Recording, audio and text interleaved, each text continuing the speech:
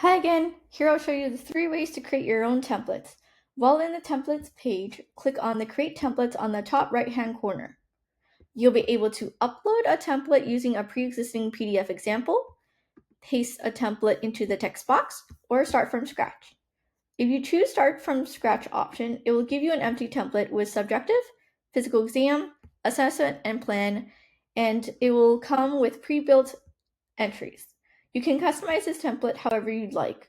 Add new entries in sections or delete entries in sections, style your notes in the settings, set your integrations to your practice management software, and more. We'll discuss how to style your templates in another video. Once you're done editing your template, add a template name and click Save. You can also preview your template to ensure that it's exactly how you like. Another way you can create your template is to simply upload the template you'd like to create using the upload template. For example, we're going to use this test template right here and click generate.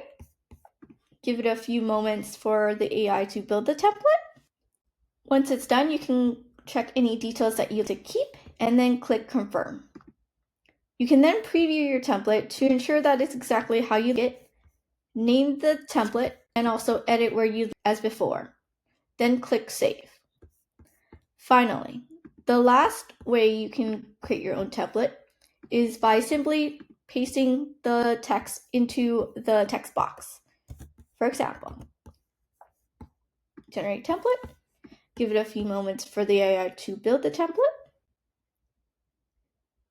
And again, once it's done, you can check any details that you'd like to keep and then click confirm. Follow the steps as you did before, name your template, edit where you'd like, preview your template, and then click save.